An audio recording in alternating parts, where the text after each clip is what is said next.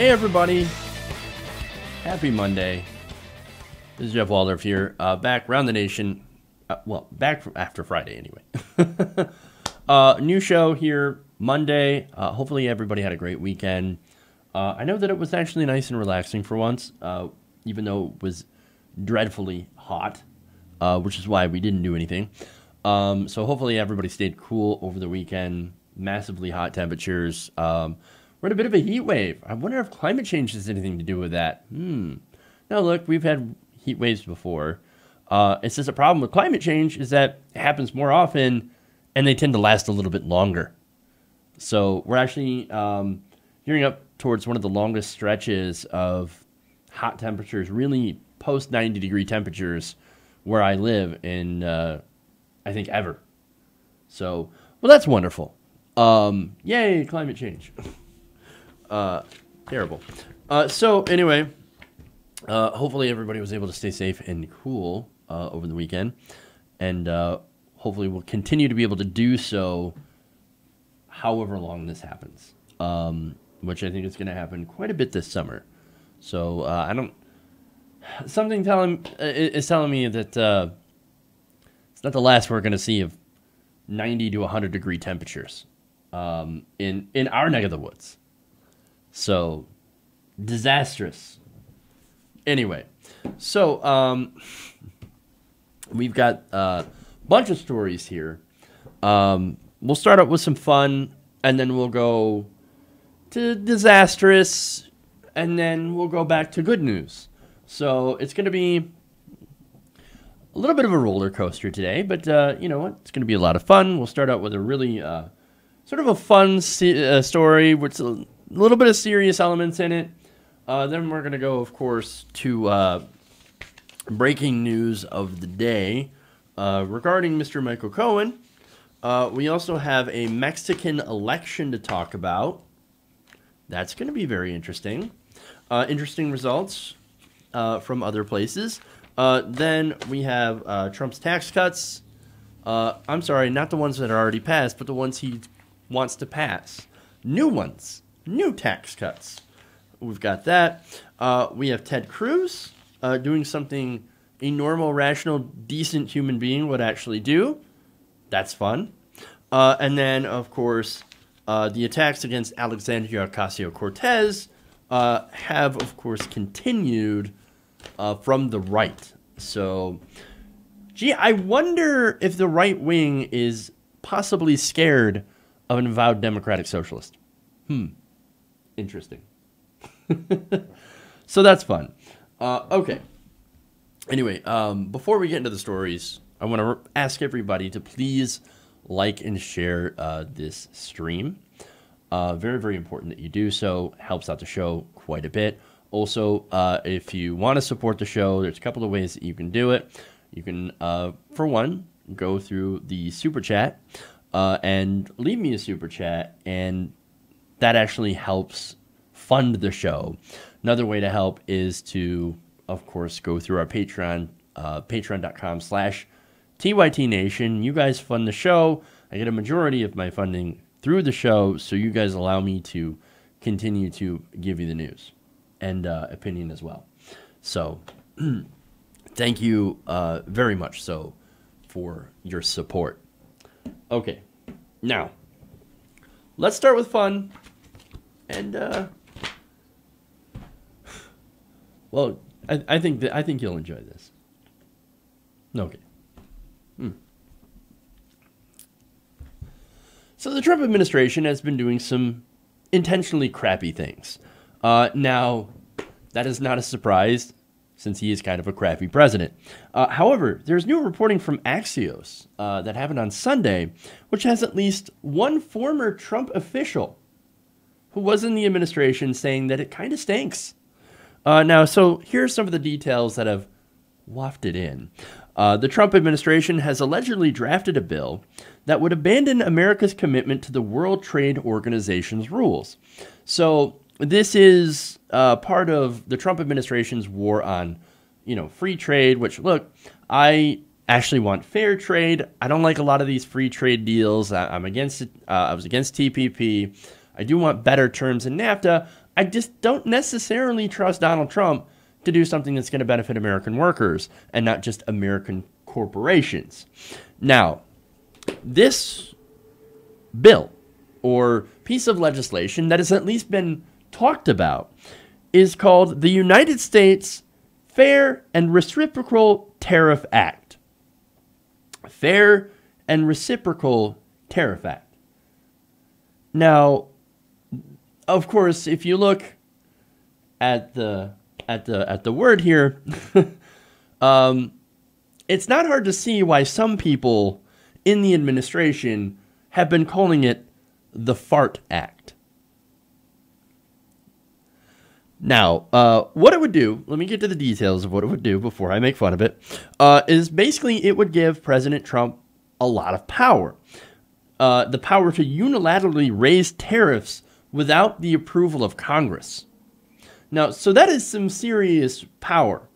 Like, okay, say President Trump wants to put tariffs on, let's see, he's already threatened to put them on Canada, maybe Mexico. I'm not sure if he tried to put it on Mexico yet.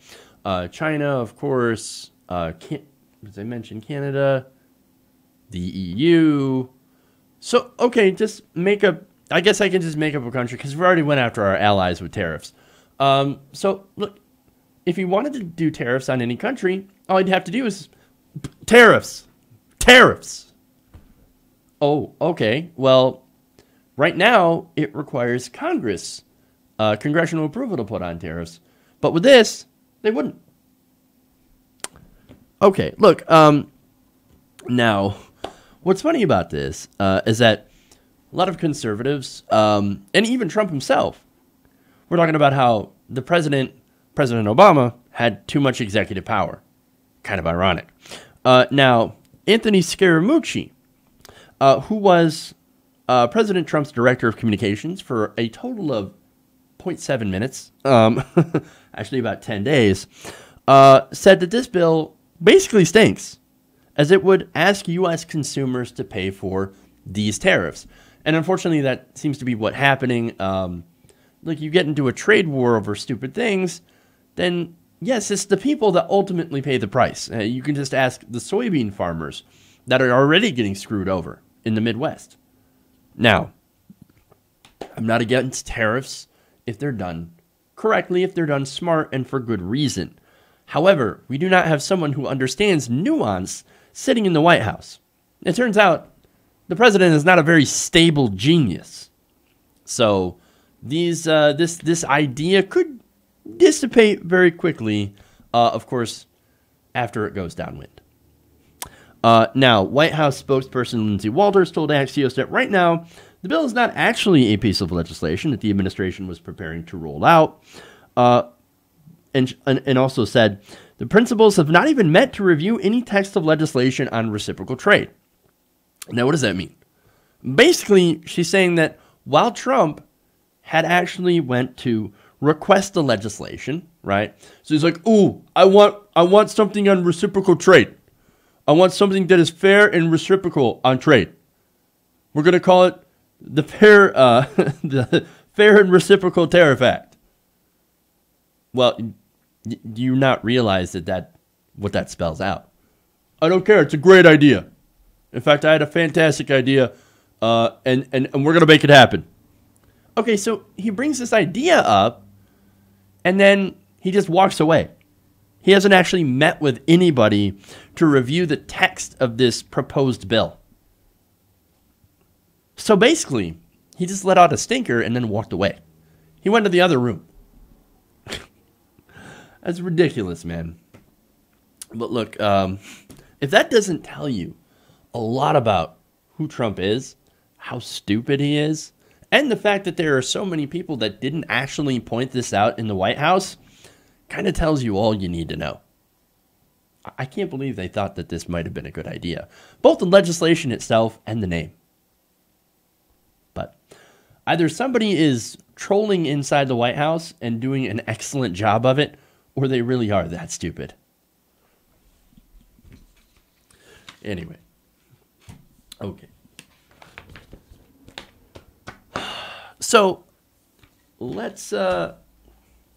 Let's go to Cohen. Okay. More serious stuff.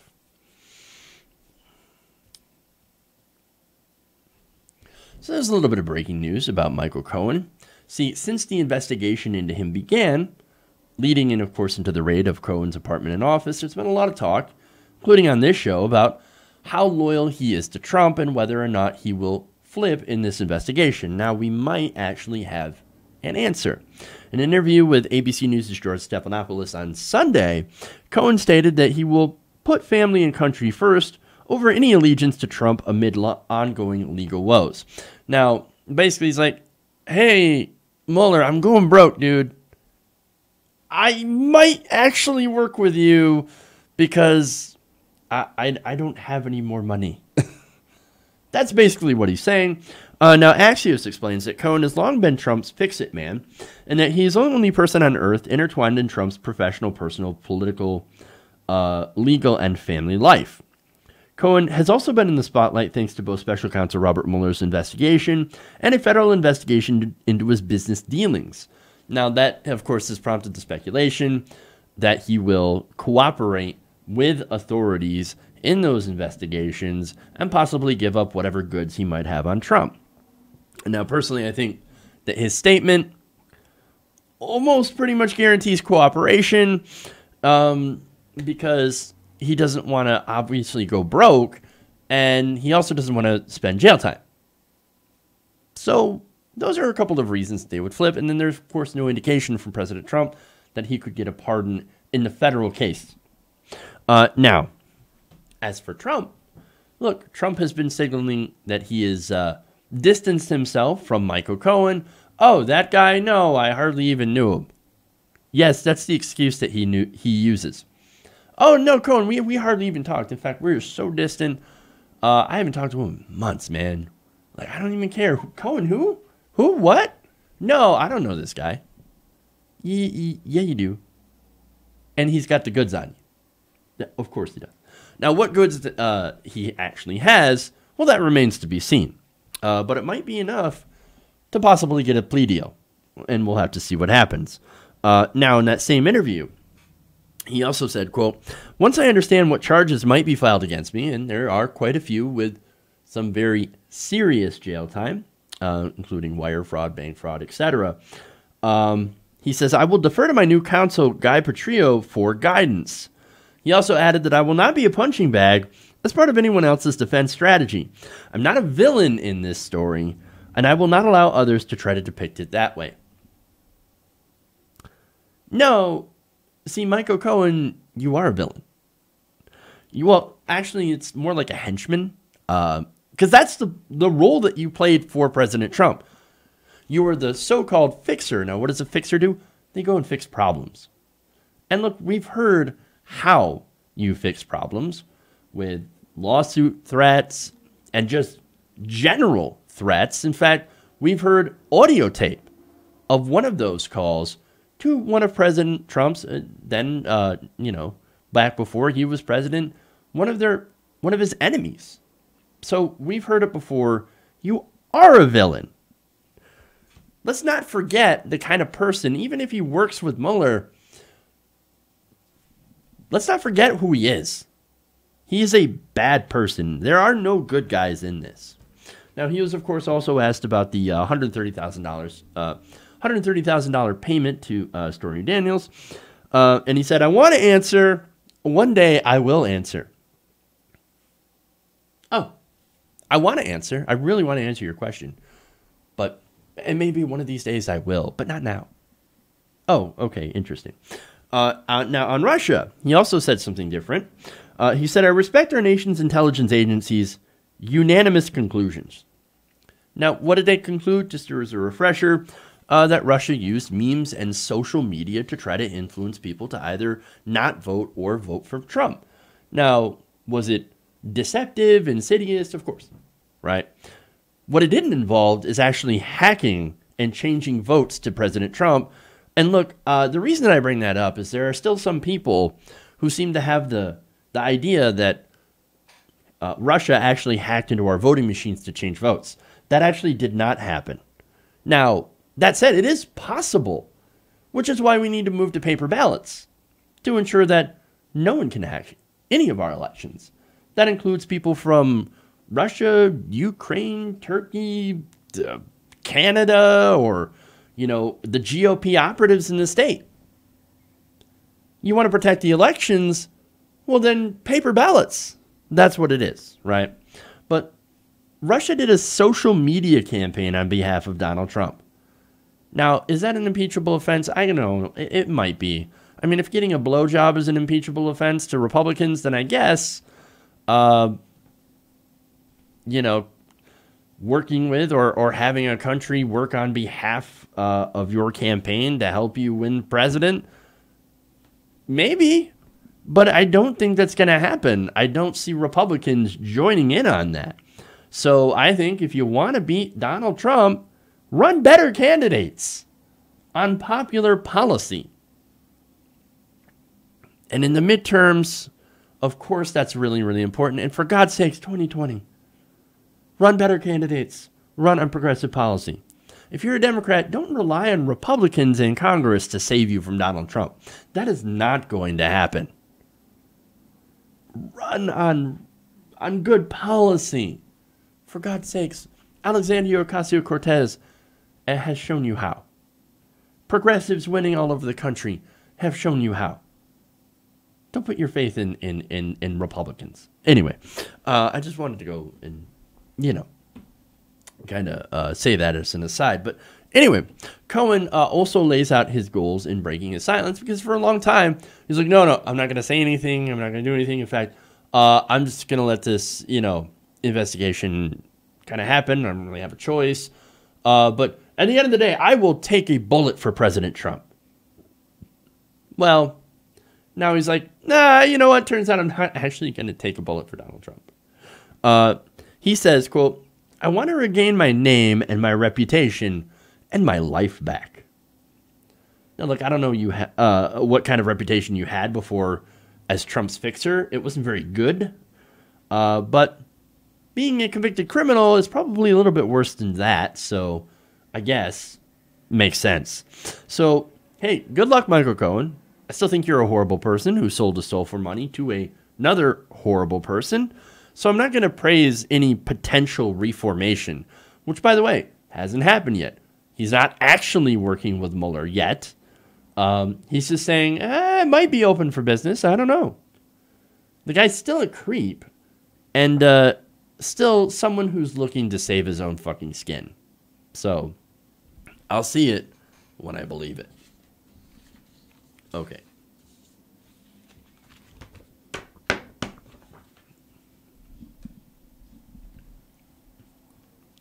All right, let's move on.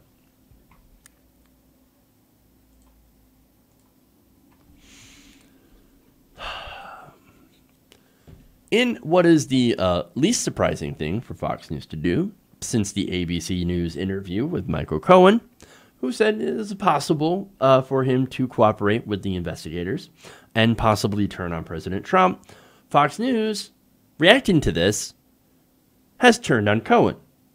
Now, in the interview, of course, Cohen had said, my wife, my daughter, my son have had have my first loyalty, and they always will. I put family and country first, and not President Trump. He also said, I will not be a punching bag as part of anyone's defense strategy. I'm not a villain of this story, and I will not allow others to try to depict me in that way. Well, unfortunately for him, too late. Watch. I read the transcript when I woke up this morning, and all I could visualize in my head was a Michael Cohen in the middle of the ocean with his hands just reaching out. Anyone, please come save me. Please come get me.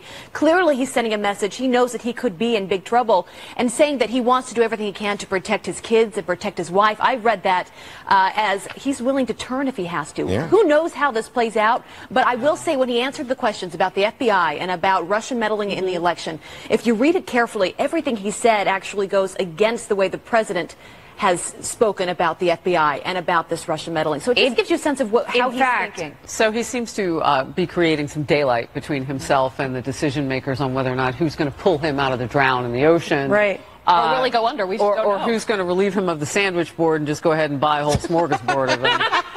But certainly where we are right now is if he knows something that is so important, and yet he's willing to kind of taunt the president by seeming to go against him, what does that say about this person as a witness? I mean, it gets difficult to even kind of see him as credible at this point. And it begins. Oh, he's a drowning man. He's flailing his arms saying, oh my God, somebody help me.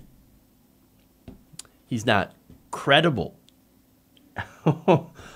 Look at what he's doing. I mean, dude, he's trying to get a pardon. And it's possible he could get a pardon, but it's possible he's not going to get a pardon. So the guy's trying to save his own ass. And you're saying, well, any information that he has on President Trump, whatever it is, well, because of that, it's simply not credible. He's not credible. Look at the way he's acting. Well, that's kind of funny because, look, when he was claiming he would take a bullet for Trump and was basically staying silent, well, then Fox News, of course, defended him. Because that's what they do. Oh, look at this attorney-client privilege. It's destroyed. Look at what Trump was saying. It's absolutely right. They need to lay off Michael Cohen. And now suddenly, oh, Michael Cohen, he's not credible.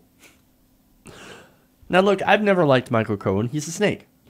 I don't like him. But he is a snake with possible information on Trump.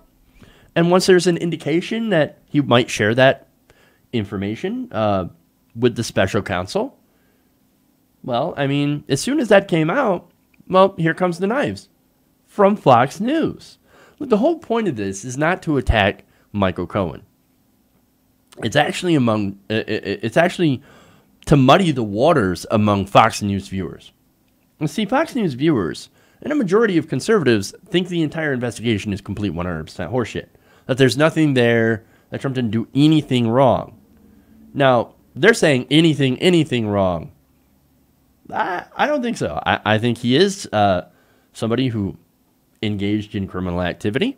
And if anybody knows what kind of activity, it would be Michael Cohen, who possibly went along with those crimes. Now, I'm thinking like money laundering, right? Do I think he's Putin's personal bitch? I don't know. I don't necessarily think that he's his personal bitch, but it's possible that he might owe money. And that might have a little bit of influence on him.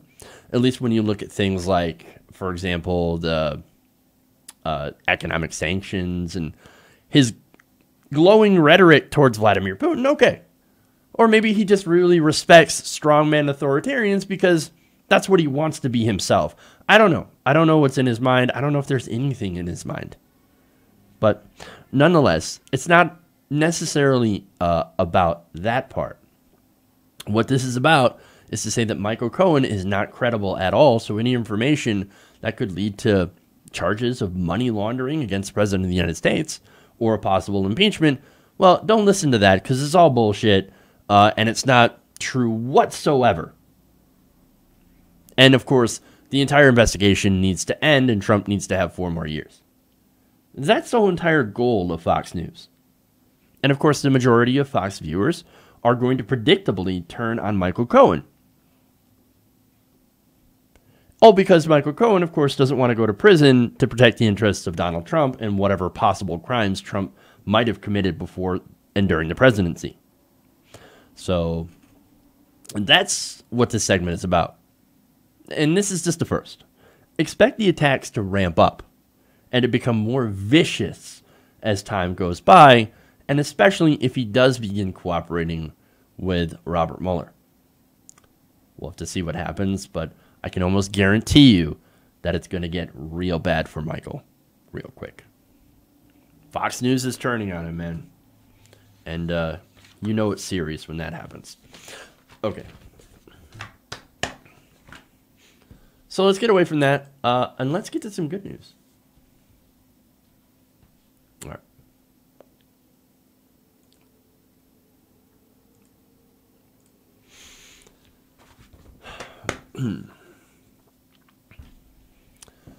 So you might have heard that Mexico had a little bit of an election recently.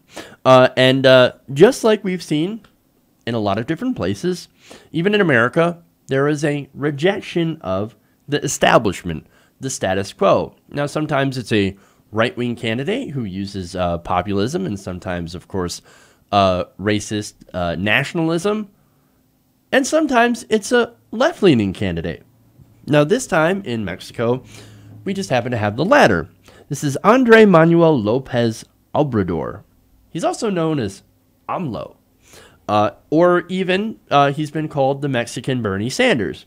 Now, I don't know if that comparison is absolutely correct, but let's look at it. Now, I'm not, an expert on Mexican politics or the Mexican parties. I basically just did a refresher course on it, or a crash course on learning about the candidates, so I might not be 100% on my details. Nonetheless, let me go to where I am 100% of the details, that AMLO kicked ass. The final tally showed him with 53% of the vote. That is well ahead of all the other candidates who did not do very well against him. That suggests that he had a huge margin of support. Now, the polls also suggested the party AMLO founded in 2014, the Movement for National Regeneration, or also known as Morena, had won at least 5 of the 9 gubernatorial races. Now, with the winners included Mexico City's first elected female mayor, Claudia Sheinbaum. Now, that is a huge win. Now, of course, he did win and is creating a coalition. Now, his coalition varies widely, and that could cause some issues. But first, let me go to what he said about this. He said, "We will listen to everyone, we will care for everyone, we will respect everyone, but we will give priority to the most humble and to the forgotten." Now, basically, he's like, I want to take care of poor people.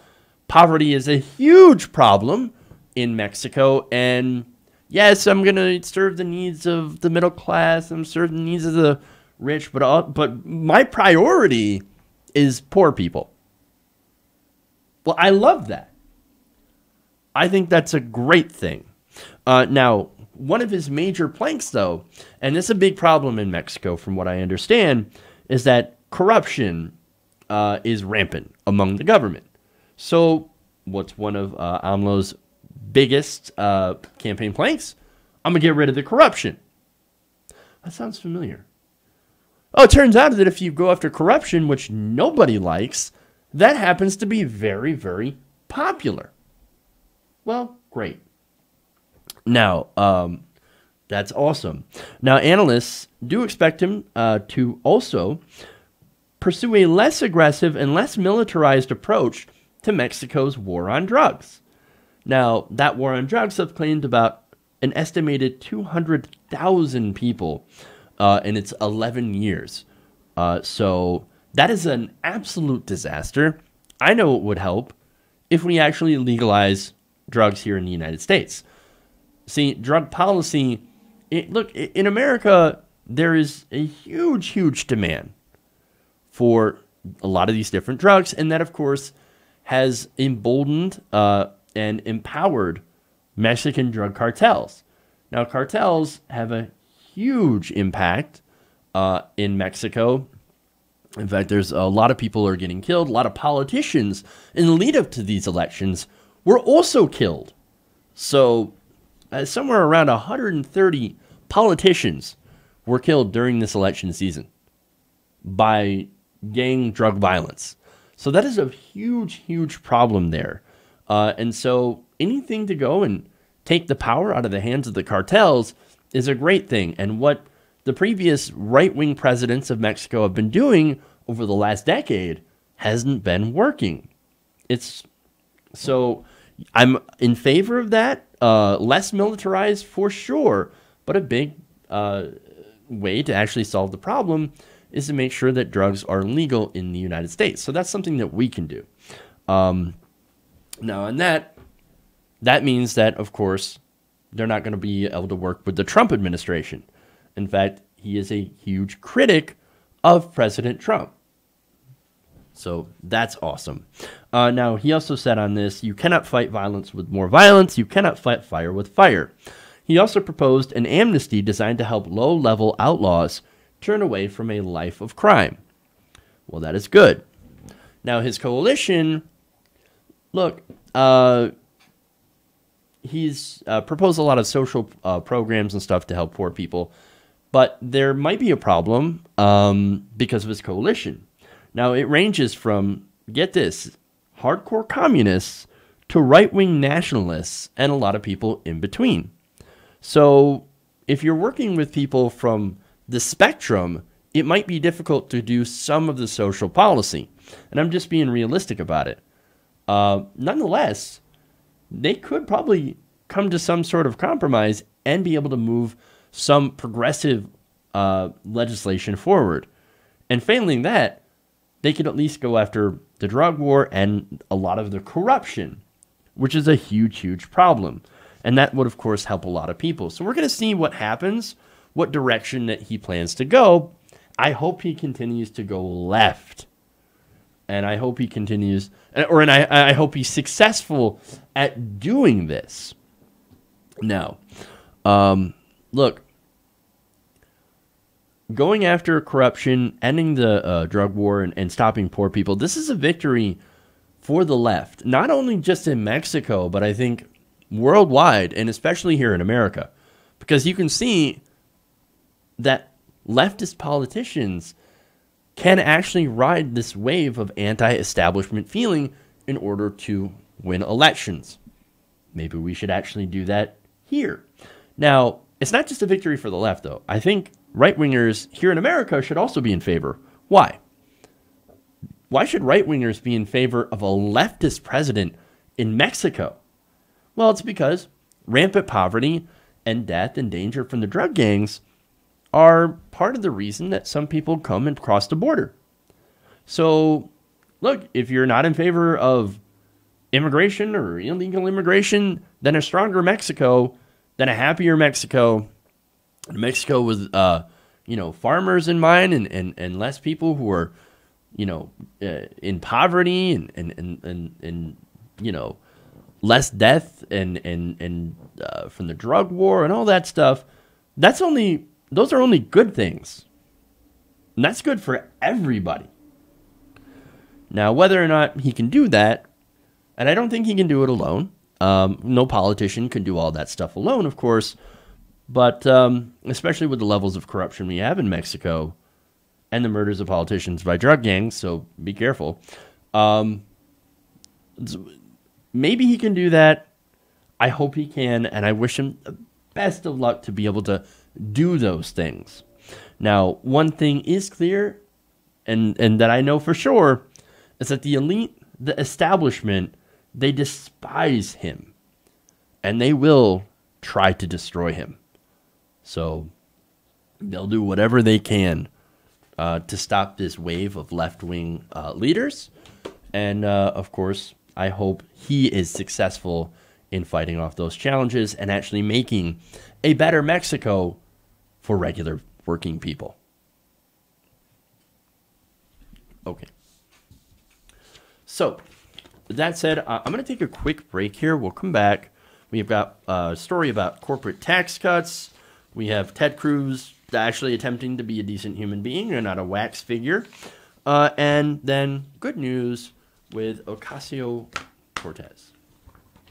Or a story on Ocasio-Cortez. So stay right here. We'll be right back with those stories around the nation.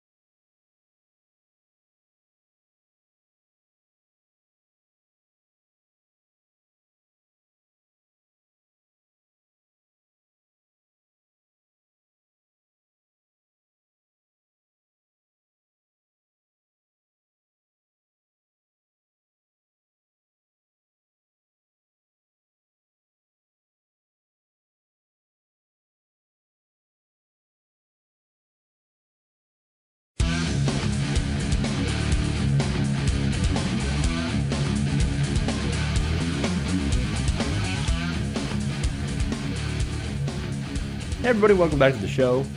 Around the Nation right here, T Nation, your Waldorf here with you. I have a couple of super chats here. One of them was a test from Pat.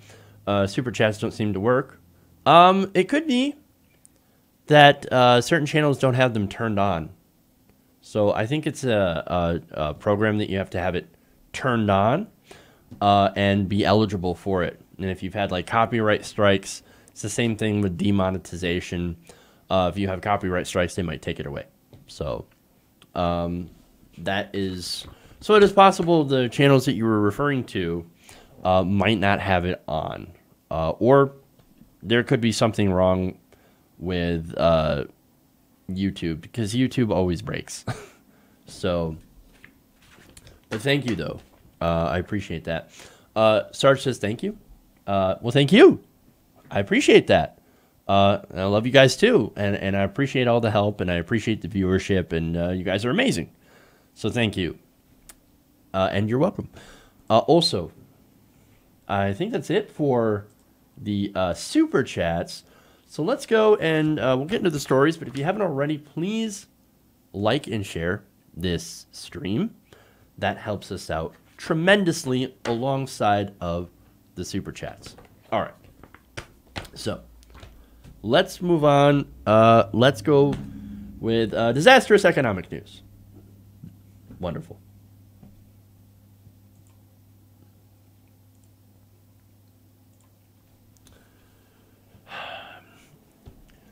Now with the news that the federal debt is topping $21 trillion for basically the first time in recorded history, President Trump is now calling for another plan to help boost the sluggish economy.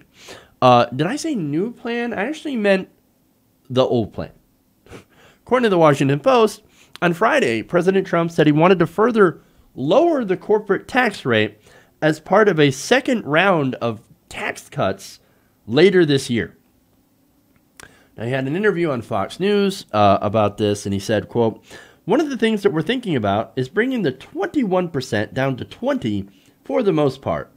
The rest of it will go right to the middle class." And I think that's what he said about this one. It's a great stimulus. Really? Except that we've had that already. We've had regular tax cuts, and we've had we've had corporate tax cuts and tax cuts for the rich. And guess what? It did absolutely nothing.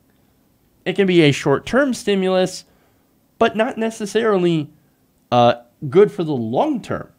In fact, it ends up being very bad for the long term. Now, first, I mean, look, we've had the tax cuts from the GOP in effect for about 6 months. Have you guys seen any sort of change in your after-tax take-home? Anything that's even decent? I mean, I know Paul Ryan was bragging about that $1.50 that a school teacher was saving. But is it anything substantial? I mean, look, you save $1.50 or you save $5 or whatever, but the average member of the top 1% saves over $60,000 in that same year. Who are the tax cuts benefiting? I know Republicans are like, oh, they call it crumbs. That's because it is crumbs. That's literally what you call crumbs. $1.50 compared to 61,000 in just a year. Now, and of course he wants to do this again, right? The corporate tax cuts and regular tax cuts, he wants to do it again and again and again. Now, what would the effect of doing that would be?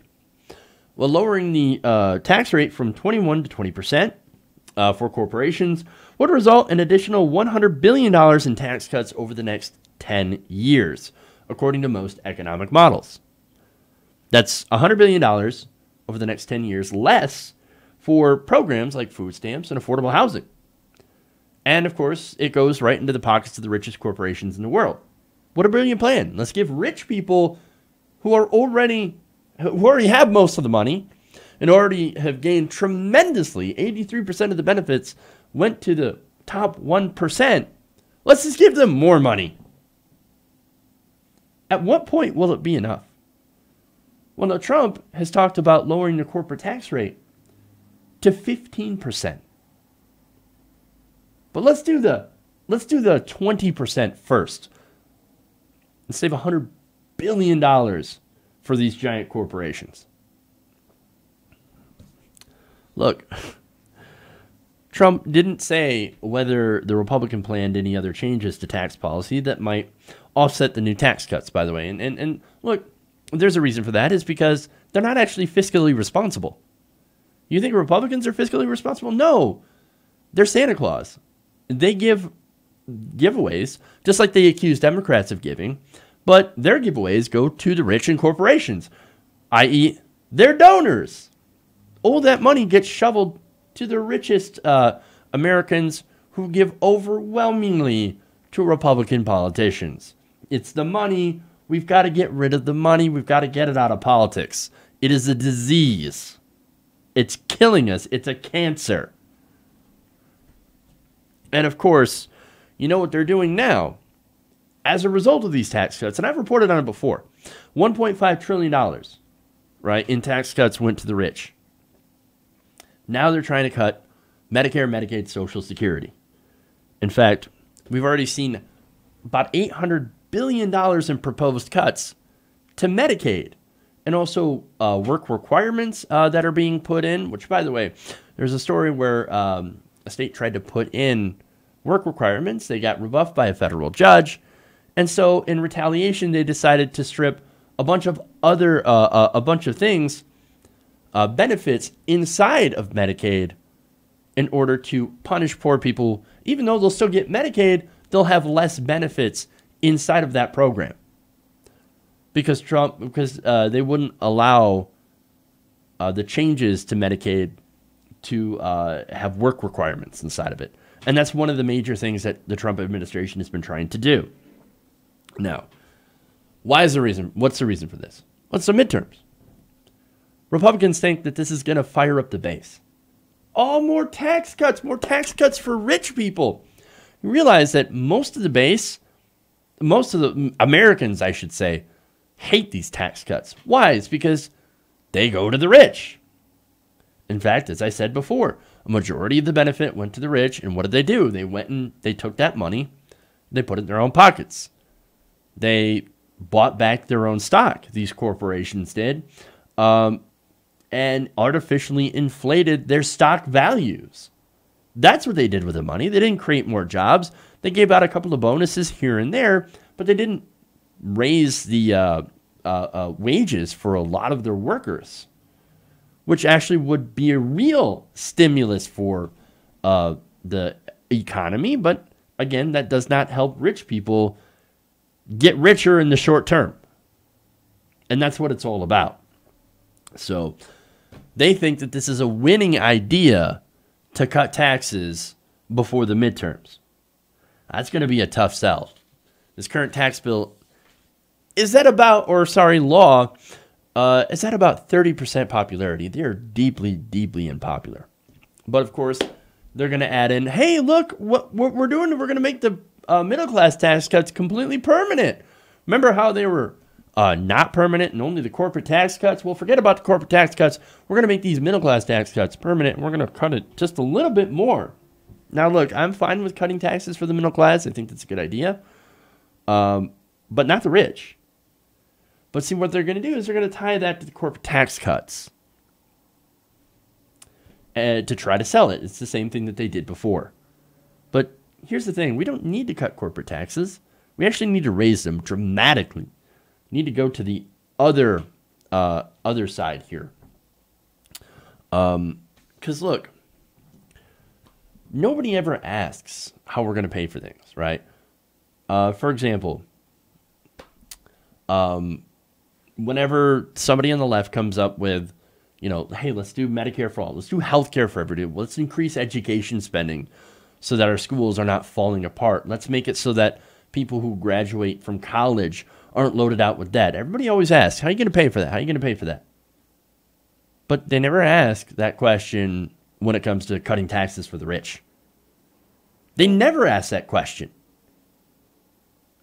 It's just kind of funny. And so, look, what we're doing, what Trump's plan, what the Republicans have been doing is leading us towards a recession. I mean, do you know what led to the last recession? Deregulation, massive tax cuts for the rich, and more military spending. What have we done so far in the Trump administration with Republican control? Deregulation, tax cuts for the rich, and both Democrats and Republicans just voted to give an extra $70 billion to the military-industrial complex. And now they want to add another $100 billion worth of tax cuts into the mix. If I were you, I'd be very concerned about another recession. Except this time, it actually might be worse. Because if it happens under Trump's watch, with Trump in charge, prepare for a lot of pain and a lot of austerity. That's what's going to happen under this administration. I can almost guarantee it. Okay.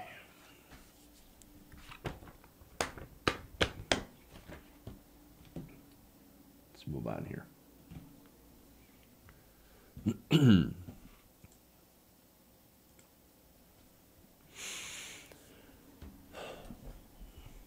So we may have finally found the line for Ted Cruz, a line that he will not cross. And it's apparently at Nazis. Oh, well, hey, at least he has a line, right? Now, the Texas senator on Friday urged residents of a Chicago area congressional district to vote not for the Republican candidate, but for a Democrat, or to write in, if they can't stomach voting for a Democrat, write in a Republican who has no chance of winning. Well, that's interesting. Why would he do that? Well, it turns out that the person in question, the politician in question, that Ted Cruz is railing against on the Republican side happens to be an avowed open Nazi. Now, this is, of course, Arthur Jones. Now, Politico had put out a story about Jones, and Ted Cruz saw it, and he came across it on Twitter, and he was like, holy crap, we cannot vote for this guy. I'll give you the full quote here in a minute. Now, Arthur Jones is running against Democratic Representative Dan Lipinski in a heavily Democratic district that includes portions of Chicago and the south suburbs. Now, because of the location, a lot of people are saying, well, it's very, very unlikely that a Nazi is going to win in Chicago. For me, in this crazy topsy-turvy world, I'm like, are you so sure? I mean, pretty much anything can happen at this point, or at least I've come to expect just about anything to happen. So the idea of a Nazi winning in Chicago, not so far-fetched to me. So I think it's dangerous to minimize his chances. And even if he gets 5% of the vote, that's still disastrous because he's a Nazi. Anyway, I mean, look, nobody thought that Donald Trump was going to win the presidency. People laughed. People laughed. Well, at least in the mainstream. A lot of us progressives said if you nominate Hillary Clinton, who is a terrible Democratic candidate, who's the establishment, you're going to lose to Trump. But Trump's not a Nazi. He's more like, I don't know, like a really dumb, neutered version of Mussolini. But anyway, that's probably the worst that I could come up with. But look, Jones is a literal Nazi. He's like, oh yeah, I deny the Holocaust. Millions of Jewish people died in the Holocaust. Yep, didn't happen. Fake news. This guy's insanity. But anyway, look, I'm not the only one that's worried. Apparently, Ted Cruz also super worried, and a lot of Republicans too. Now, his tweet, he said, "This is horrific. An avowed Nazi running for Congress. To the good people of Illinois, you have two reasonable choices. Write in another candidate or vote for the Democrat." Wow. He's also said, "This bigoted fool should receive 0 votes." Fuck. I agree with Ted Cruz. Oh, this is bad. Look, he may be underestimating the hatred inside of the GOP base. This is a hatred that they have cultivated over decades of propaganda and demagoguery. So, look, he might be underestimating how much hate there is, even in Chicago, for minorities.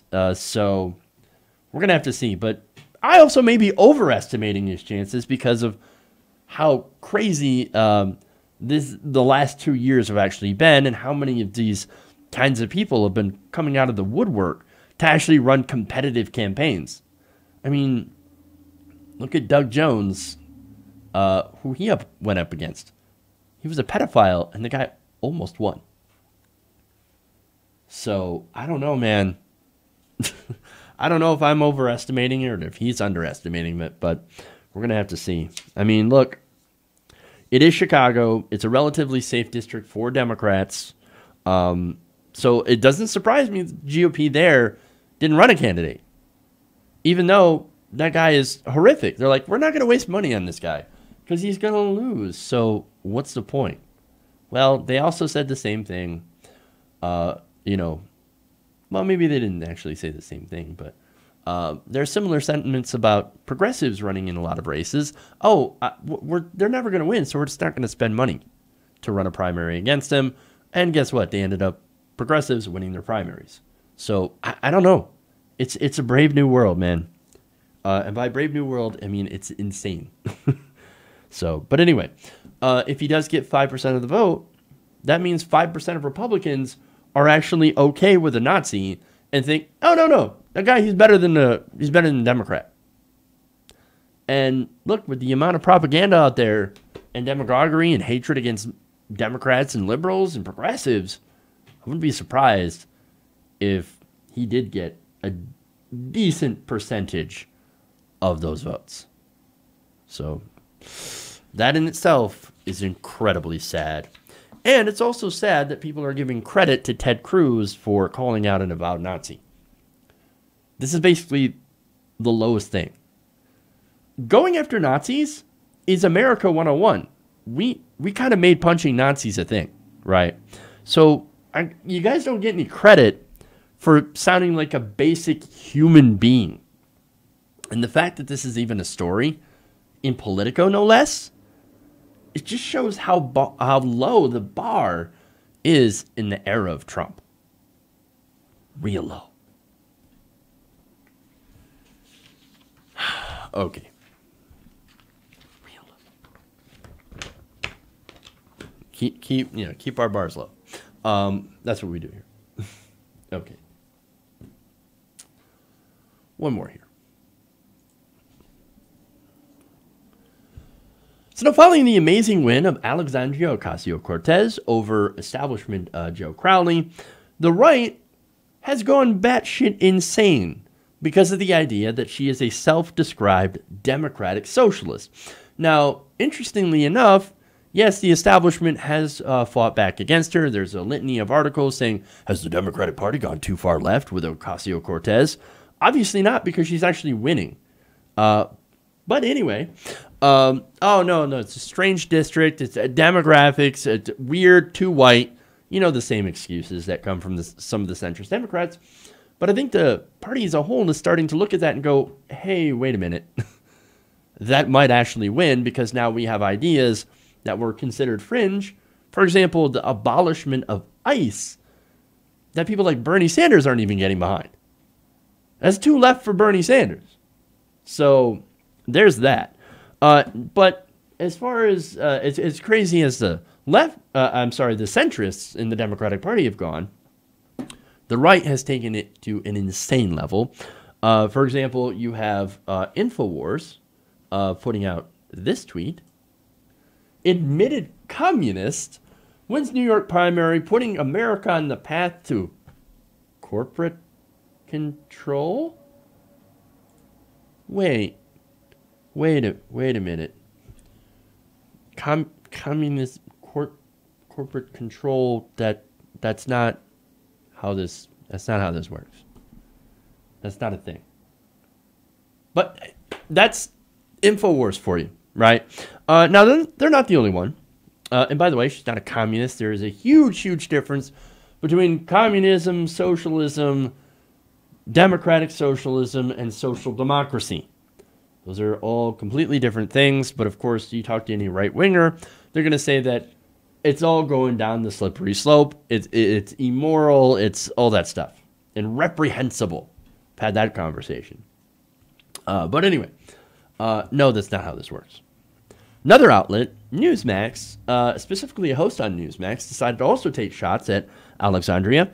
Host John Cordillo published incorrect information about Ocasio-Cortez and her life story, including a photograph of her childhood home. Isn't that a little weird? Going and doing all this research just to take a picture of somebody's house that they grew up with, then to try to use that against them and to say, oh, you're not really a socialist. Look at your house. It's too nice. Now, in a tweet on Sunday, Cardillo claimed that the photo of her home was, quote, a far cry from the Bronx hood upbringing she is selling. Now, says this is the Yorktown Heights, very nice area, home Ocasio 2018 grew up in before going off to Ivy League Brown University. Oh my God. She went to Brown and grew up in a decent looking house? How terrible. That's it. Got to take your socialist credentials away. How is it that every time, like the number one thing that people who are, leftists get attacked for is having decent things? It's like they expect people who are democratic socialists or social democrats to be what? Living out of a fucking bus that's broken down on the side of the street? Like, what do you want? Be carrying around like a hobo stack or what? No. Her version of democratic socialism, which is a lot more like social democracy, is about everybody having the basics to survive. That doesn't mean that you're not allowed to have a decent looking house. It means that you want everyone to also have a decent looking house and to grow up someplace that is safe and nice and to have opportunity and education. If you have a nice home, great. If you have a nice car, great. You have a fridge, great. And there are people, Fox News, Stuart Varney, loved running a segment about how poor people aren't actually poor because they have a microwave. It's the same kind of mindset. And conservatives look at this kind of attack, and they've used it against Bernie Sanders for owning more than one home and then making money off of his book. Oh, Bernie Sanders, he's a millionaire now. Socialist. You realize he got that from book sales. And Bernie Sanders' version of democratic socialism, which isn't quite correct, it's more social democracy, still exists inside a capitalist framework where you're allowed to sell things and actually have some measure of wealth. I know. But they look at these attacks and they're like, nailed it, got him. You're not a socialist. Give up your stuff. No, man, look, they didn't get him. They didn't get her, and they're not being freaking clever. It's not a clever attack. That's ridiculous. But look, anyway, so Ocasio-Cortez, she, of course, noticed this attack, and she tweeted back, hey, John, I didn't go to Brown or the Ivy League. I went to BU. Try Google. Yes, Google, kind of effective. As for her childhood neighborhood, Ocasio-Cortez said the area was, quote, nice. Growing up, it was a good town for working people. My mom scrubbed toilets so I could live here and I grew up seeing how the zip code one is born in determines much of their opportunity, which is absolutely true. Because look, nice areas have more people paying property tax. Property tax equals better schools. Good schools usually equal a better outcome and opportunity later in life. So this is opportunity that we want everyone to have regardless of where they grow up. Shouldn't matter if you were in the inner city or if you're in the middle of rural Appalachia. You should all have the same opportunity for a great education so that you can go forward and you can be successful. Ultimately, that's what we all want. But I guess some people don't see it that way. Now, she also said, your attempt to strip me of my family, my story, my home, and my identity is exemplary of how scared you are of the power of all four of those things. Damn. Look, they are scared. They're smearing her to no end because, and it's not just happening, like I said, on the right, it's also happening in the centrist, democratic, space, if you will.